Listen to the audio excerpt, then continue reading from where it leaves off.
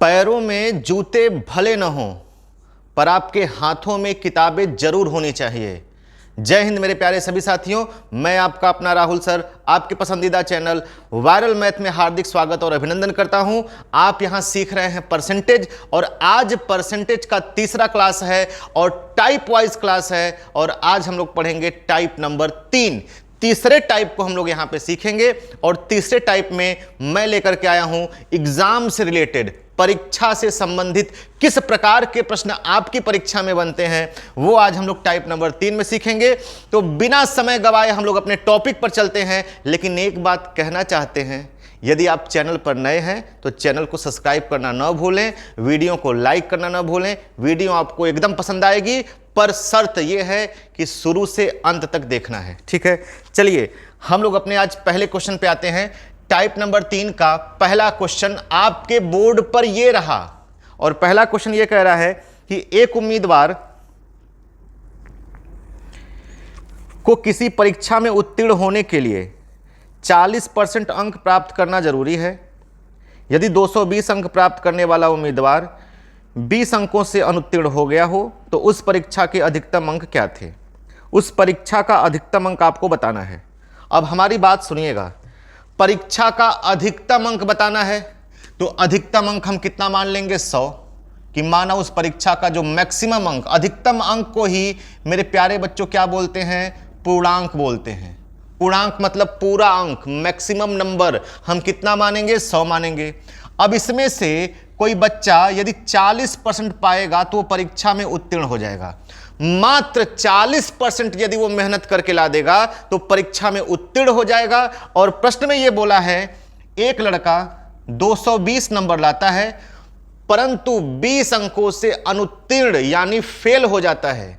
कितने अंकों से, 20 अंकों से फेल हो जाता है। अब आप मुझे एक चीज बताइए, 220 नंबर खूब दिन रात मेहनत करके लाया, केवल 20 नंबर से बेचारा फेल हो गया। यदि आप उसको ये 20 नंबर दे देंगे तो क्या वो पास नहीं हो जाएगा? क्या वो पास नहीं हो जाएगा? यानी कि उसको पास होने के लिए टोटल कितने नंबर की आवश्यकता थी, तो आप कहेंगे 240 नंबर की आवश्यकता थी। उसी बच्चे को पास होने के लिए परसेंटेज में कितने परसेंट की आवश्यकता थी, तो आप कहेंगे 40% की आवश्यकता थी। परसेंटेज में 40% पाएगा तो पास होगा, अंकों में 240 अंक पाएगा तो पास होगा। दोनों आपस में क्या होंगे, बराबर। अब ये 40 कहां आ जाएगा? इधर वाली वैल्यू मैंने बार बार बताया है हमेशा नीचे आता है और यहां पे मेरे प्यारे बच्चों उसी का गुणा करेंगे जो आपको बताना है। उस परीक्षा का पूर्णांक यानी अधिकतम अंक बताना है। अधिकतम अंक कितना है, 100 है। गुणा कर लीजिए, 4 छंग 24, 6 का गुणा 100 में यदि आप कर लेंगे तो उस परीक्षा का अधिकतम अंक कितना आ जाएगा, 600। बहुत ही प्यारा और बेसिक सवाल था। इसके बाद हम लोग क्वेश्चन को आगे लेके चलेंगे। इसका स्क्रीनशॉट फटाफट ले लीजिए, तुरंत हम लोग अपने दूसरे क्वेश्चन की तरफ आगे बढ़ेंगे, ठीक है। चलिए, उम्मीद करते हैं कि आप सभी लोगों को ये क्लास भरपूर समझ में आ रही होगी और समझ में आ रही है तो वीडियो को लाइक करते रहिएगा। बहुत ही मजा आएगा, भी आपको आगे जो है अच्छी अच्छी चीजें सीखने को मिलेंगी। दूसरा सवाल आपके बोर्ड पर यह रहा। दूसरा सवाल यह कह रहा है कि एक परीक्षा में आरक्षित और अनारक्षित वर्ग के लिए पास होने हेतु न्यूनतम प्रतिशत क्रमशः 40% और 54% है। आरक्षित और अनारक्षित क्रमशः 40% और 54% है। इसका मतलब मैं आपको समझा दूं कि किसी परीक्षा में आरक्षित का मतलब क्या हुआ, रिजर्व सीट है। किसी परीक्षा में यदि आरक्षित वर्ग का कोई बच्चा है तो उसको केवल 40% नंबर चाहिए पास होने के लिए। यदि कोई अनरिजर्व बच्चा है, अनारक्षित वर्ग का बच्चा है, तो उसको पास होने के लिए 54% नंबर चाहिए। अनारक्षित वर्ग को 54% लाएगा तब पास होगा, आरक्षित वर्ग का बच्चा 40% लाएगा तब पास होगा। अब इसके बाद सवाल में क्या बोल रहा है कि अनारक्षित वर्ग के एक उम्मीदवार ने 300 अंक प्राप्त किए और वह 24 अंक से फेल हो गया। अनारक्षित वर्ग का जो बच्चा है वो 300 नंबर पाया। कितना नंबर पाया, 300 नंबर पाया और वह 24 अंकों से फेल हो गया। अनारक्षित वर्ग का जो बच्चा है खूब जी तोड़ मेहनत किया, 300 नंबर लाया और 24 नंबर से फेल हो गया। यदि आप इसको ये 24 नंबर दे देते तो ये क्या हो जाता, पास हो जाता। यानी उसको पास होने के लिए 300 प्लस 24 यानी टोटल 324 अंक चाहिए था। और उसी अनारक्षित वर्ग को प्रतिशत में पास होने के लिए कितना चाहिए था, 54% चाहिए था। दोनों आपस में क्या होंगे प्यारे बच्चों, बराबर। बात समझ में आ रही है। परसेंटेज में अनारक्षित वर्ग को 54% चाहिए और उसी अनारक्षित वर्ग को अंकों में 324 अंक चाहिए पास होने के लिए। दोनों आपस में बराबर, 54 आ जाएगा नीचे और यहां पे उसी का गुणा करेंगे जो आपको बताना है। आपको बताना है आरक्षित वर्ग के न्यूनतम अंक कितने हैं। आरक्षित वर्ग को पास होने के लिए न्यूनतम अंक कितने हैं। आरक्षित वर्ग का बच्चा कितना पाएगा तो पास हो जाएगा, 40% पाएगा तो पास हो जाएगा। मतलब यहां पे मैं कितने से गुणा कर दूं, 40 से। यदि उस परीक्षा का पूर्णांक पूछा जाता तो यहां पे मैं 100 का गुणा करता, लेकिन पूछा है कि आरक्षित वर्ग को पास होने के लिए कितने अंक चाहिए, इसलिए यहां पे हमने कितने का गुणा कर दिया, 40 का गुणा कर दिया। अब इसको आप काटेंगे 9 से, 9 छंग 54 होता है, 9 त्रिक 27 होता है, 3 2 5, 9 छंग 54 होता है, 6 छहा के 36 और 6 चौका 24, 240। इसका मतलब यह हुआ कि आरक्षित वर्ग का जो लड़का होगा वो केवल 240 नंबर ला देगा तो पास हो जाएगा। आरक्षित वर्ग का बच्चा 240 अंक ला देगा तो क्या हो जाएगा, पास हो जाएगा। अब हम लोग चलते हैं अपने अगले टाइप की तरफ। इसका स्क्रीनशॉट आप लोग फटाफट ले लें, स्क्रीनशॉट फटाफट आप लोग ले लें।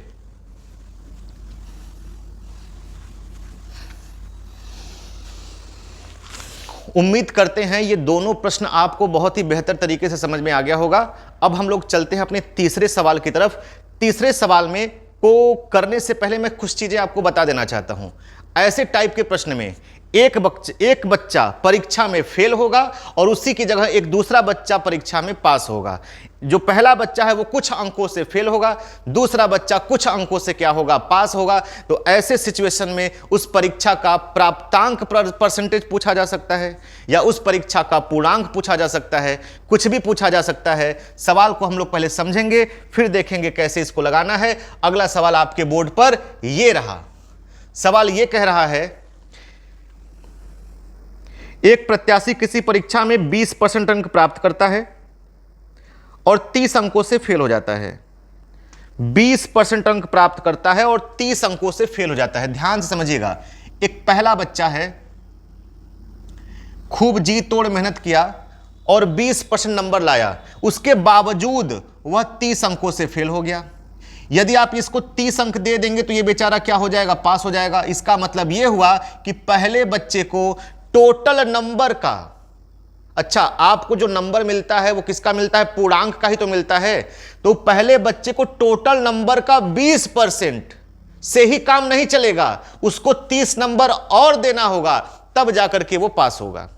दूसरे बच्चे की कंडीशन क्या है, दूसरा बच्चा उसी परीक्षा में 32% नंबर लाता है। कितना लाता है, 32%, और पास होने के लिए जितना चाहिए उससे 42 नंबर अधिक ला देता है। पास होने के लिए जितना चाहिए मेरे प्यारे बच्चों उससे 42 नंबर अधिक ला देता है। इसका मतलब यह हुआ कि इसको 42 नंबर ज्यादा मिल गया है जितना पास होने के लिए चाहिए। तो यदि मैं इसका 42 नंबर निकाल दूंगा तो क्या फेल हो जाएगा, नहीं ना। समझिए कैसे नहीं फेल होगा, समझते हैं उस चीज को। जैसे एक एग्जाम्पल मैं लेता हूं, किसी परीक्षा में पास होने के लिए 10 नंबर चाहिए। एक बच्चे का आया इस परीक्षा में 13 नंबर और एक बच्चे का आया इस परीक्षा में 8 नंबर। तो आपको देखने से लग रहा होगा कि ये लड़का फेल हो रहा है और ये लड़का पास हो रहा है। मैं बोलूं ये लड़का कितने नंबर से फेल हो रहा है तो आप कहेंगे 2 नंबर से। यदि इसको हम 2 नंबर दे देंगे तो ये क्या हो जाएगा, पास हो जाएगा। और इसको जितना नंबर पास होने के लिए चाहिए उतना मिलेगा। 10 नंबर पास होने के लिए चाहिए था तो इसको 10 नंबर मिल जाएगा। दूसरे लड़के की तरफ आते हैं। दूसरा लड़का को 13 नंबर मिला। पास होने के निर्धारित अंक से इसको 3 अंक ज्यादा मिला है। कितना अंक ज्यादा मिला है, 3 अंक ज्यादा मिला है। यदि मैं इसका 3 अंक निकाल दूंगा तो क्या यह फेल हो जाएगा, नहीं। इसको भी उतना ही नंबर मिलेगा जितना पास होने के लिए चाहिए। तो इसमें से हमने 3 नंबर निकाल दिया, इसको हमने 2 नंबर दे दिया। तो इन दोनों के नंबर आपस में क्या हो गए, बराबर हो गए। ये दोनों के नंबर आपस में कब बराबर होंगे, जितने से ये फेल हो रहा है उतना इनको दे दीजिए, जितने से ये पास हो रहा है उतना उसका निकाल दीजिए। दोनों के नंबर आपस में क्या हो जाएंगे, बराबर भी हो जाएंगे और दोनों उस परीक्षा में पास भी हो जाएंगे। दोनों के पास उतना ही नंबर इकट्ठा होगा जितना पास होने के लिए चाहिए। बात समझ में आ रही है? तो अब आप मुझे एक चीज बताइए, हमने यहां पे यही तो किया, ये 30 नंबर से फेल हो रहा था, 30 नंबर इसको दे दिया, इसको 42 नंबर ज्यादा मिल गया था, 42 नंबर निकाल लिया, तो इन दोनों के नंबर आपस में क्या होंगे, बराबर हो जाएंगे। अब परसेंटेज परसेंटेज एक तरफ, नंबर नंबर एक तरफ, ये 32% उधर जाएगा तो माइनस 32% हो जाएगा, 20% माइनस 32%, 32 उधर चला गया तो इधर चिन्ह के साथ देखिएगा माइनस 42 बचा हुआ है, और ये प्लस 30 बराबर के इधर आएगा तो माइनस 30 आ जाएगा। अब देखिए नंबर नंबर एक तरफ, परसेंटेज परसेंटेज एक तरफ हो गया, 20 में से 32 नहीं घटेगा, 32 में से 20 घटा दीजिए, आ जाएगा 12%। जिसमें से घटाते हैं उसी के आगे वाला सिंबल लगाते हैं। इधर आ जाइए, समान चिन्ह हमेशा जुड़ता है, 42 30 कितना हो जाएगा, 72, माइनस यहां है माइनस यहां है तो माइनस यहां पे भी रहेगा। अब दोनों पक्षों पर माइनस है तो क्या हो जाएगा, कट जाएगा, बराबर के इधर भी माइनस, बराबर के इधर भी माइनस, कट जाएगा। क्लियर है? अब 12% की वैल्यू कितनी है, 72 है, तो ये 12 कहां जाएगा मेरे प्यारे बच्चों, नीचे। और हमें परीक्षा का टोटल नंबर बताना होगा तो कितने का गुणा करेंगे, 100 का। यदि मैं इसमें 100 का गुणा कर दूंगा तो उस परीक्षा का क्या निकल के आ जाएगा, पूर्णांक निकल के आ जाएगा। तो 12 छंग 72, 6 गुणे 100 कर लेंगे तो क्या आ जाएगा, परीक्षा का पूर्णांक आ जाएगा। मतलब उस परीक्षा का पूर्णांक कितना है, 600 है। 600 नंबर का टोटल पेपर हुआ था, तो आप पहले क्वेश्चन का जवाब दे दिए, उस परीक्षा का पूर्णांक कितना है, 600 है। ठीक है, लेकिन हमसे क्या पूछा है, पास होने के लिए प्रतिशत कितना चाहिए, पास होने के लिए कितना प्रतिशत नंबर चाहिए।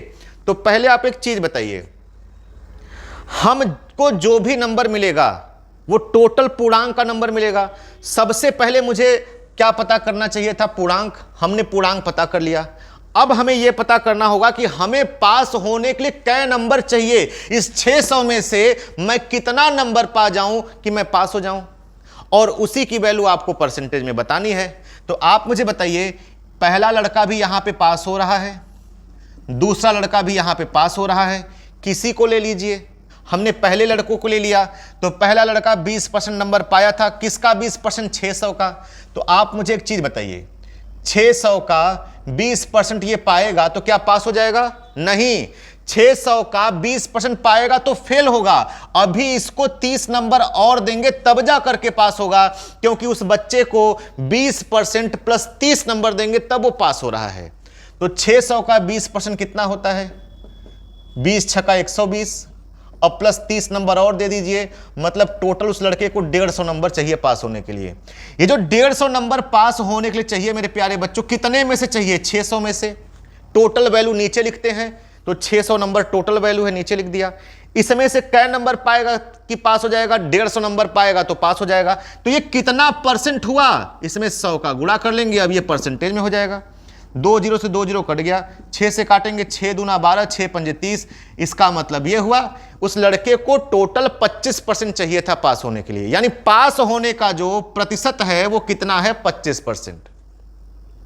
यदि ये लड़का 25% पाता तो पास हो जाता, इसीलिए लड़का फेल हो रहा था क्योंकि इसको मात्र 20% नंबर मिला था। ठीक ना? तो पास होने का प्रतिशत कितना है, 25%।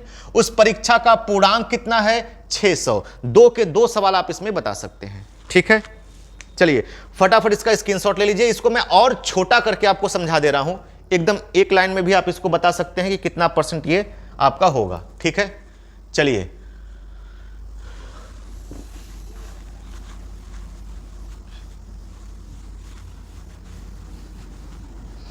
देखिए, ऐसे केसेस में एक लड़का परीक्षा में पास होगा तो सेम एक लड़का उसी परीक्षा में फेल होगा। वो कुछ नंबर से पास होगा, ये कुछ नंबर से फेल होगा। तो जो जितने नंबर से फेल हो रहा है उसको उतना नंबर दे दीजिए, और जो जितने नंबर से पास हो रहा है उतना नंबर निकाल दीजिए। तो दोनों के नंबर आपस में क्या होंगे, बराबर हो जाएंगे। सबसे खूबसूरत कॉन्सेप्ट इसका यही है। अब हम लोग करते क्या है समझिएगा, इसमें परसेंटेज होगा और एक तरफ क्या होगा, आपका अंक होगा।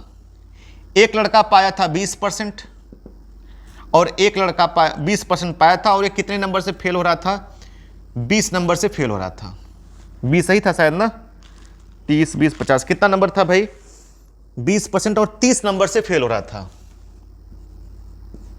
दूसरा लड़का 32% अंक लाया था और यह 72 नंबर से 32 अंक लाया था, और ये कितने नंबर से, 42 अंक से पास हो रहा था।